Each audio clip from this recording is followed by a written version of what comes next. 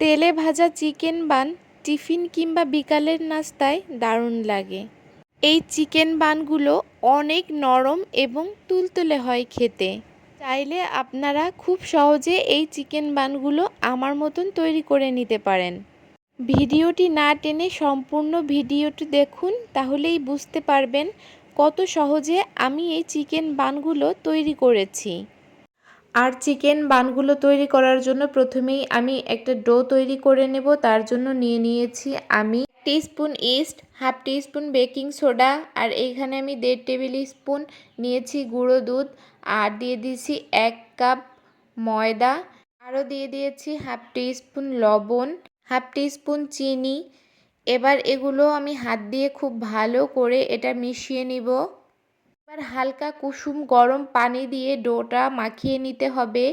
অল্প অল্প করে পানি দিয়ে ডোটা খুব ভালো করে মাখিয়ে নিব।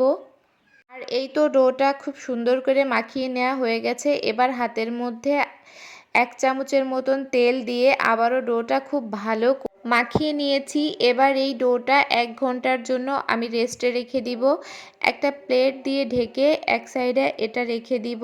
এবার পুরটা রেডি করে নিব। আর পুরটা রেডি করার জন্য ফ্রাইং প্যানে দিয়ে দিয়েছি 1/4 কাপ কুকিং অয়েল। তেলটা একটু গরম হয়ে এলে এর মধ্যে অ্যাড করব কিছু পেঁয়াজ কুচি।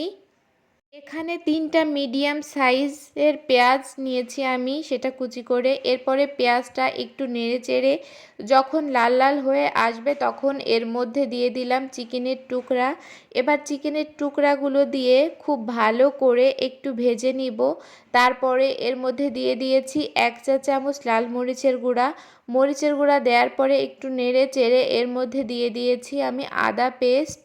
এরপরে দিয়ে দিয়েছি গোলমরিচের গুঁড়া, ধনে গুঁড়া, জিরা গুঁড়া, দিয়ে দিয়েছি রসুনের গুঁড়া আর পরিমাণ মতো একটু লবণ। এবার সমস্ত উপকরণের সঙ্গে চিকেনটা খুব ভালো করে মিশিয়ে দিয়ে দিয়েছি সয়া সস, তারপরে দিয়ে দিয়েছি গরম মশলা।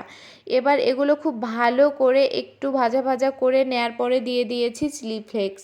এবার এটা খুব ভালো করে ভাজা হয়ে গেলে এর মধ্যে অ্যাড করে দিয়েছি কুচানো গাজর আর কুচানো বাঁধাকপি, তার সঙ্গে 2-3টা কাঁচামরিচ কুচি।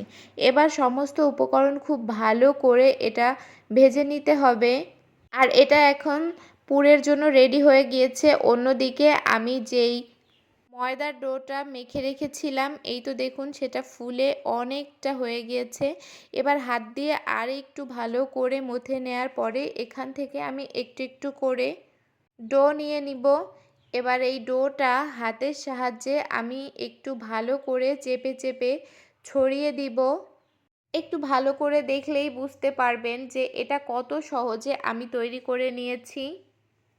এটা হাত দিয়ে আমি এভাবে করে নিয়েছি। এবার এর মধ্যে দিয়ে দিব চিকেনের পুরটা। এবার চিকেনের পুরটা দিয়ে দেওয়ার পরে এগুলো খুব ভালো করে একটু সিল করে নিতে হবে আটার সঙ্গে। এই পুরা মুখটা সুন্দর করে হাত দিয়ে চেপে চেপে একদম সুন্দর করে মিশিয়ে নিতে হবে, যেন একটুও ফাঁকা না থাকে। সেভাবে করেই আমরা এটা মিশিয়ে নিব। এটা করা একেবারেই সহজ, চাইলে খুব সহজেই করে নেওয়া যায় এই চিকেন বান। আপনাদের সুবিধার্থের জন্য আমি এটা খুব ভালো করে দেখিয়ে দিয়েছি যেটা আমি কত সহজে তৈরি করে নিয়েছি। আর এই তো দেখুন একটি চিকেন বান আমি কিভাবে সহজে তৈরি করে নিলাম। একদম এটা কঠিন কিছু নয়, একবার দেখলেই আপনারা বুঝতে পারবেন। আর এভাবে করেই আমি সবগুলো চিকেন বান তৈরি করে নিব। এবার এগুলো ভাজার জন্য আমি আরেকটা কড়াইতে দিয়ে দিয়েছি কুকিং অয়েল, আর এগুলো ভেজে নিব। আর তেলটা গরম হয়েছে কিনা তাই হাত দিয়ে উপর থেকে একটু তাপটা বুঝে নিয়েছি। এবার তেলটা গরম হয়ে গেলে একটা একটা করে চিকেন বান আমি দিয়ে দিব তেলের মধ্যে। এবার অল্প তেলের মধ্যে এই চিকেন বানগুলো ভেজে নিতে হবে। চুলার আঁচটা এখন মিডিয়াম টু লো হিটে রাখতে হবে। এবার এক পাশ হয়ে গেলে অপর পাশ আমি উল্টে দিয়েছি। সবগুলো চিকেন বান আমি খুব ভালো করে উল্টে দিয়েছি। এবার চিকেন বানের অপর সাইডটাও সেমভাবে ভেজে নিতে হবে।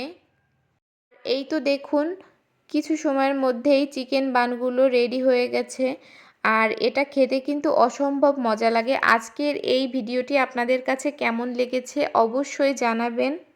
আর রেসিপিটি ভালো লাগলে বাসায় অবশ্যই ট্রাই করবেন। নতুন অন্য কোনো রেসিপি নিয়ে আপনাদের সঙ্গে হাজির হব। সবাই ভালো থাকবেন। আল্লাহ হাফেজ।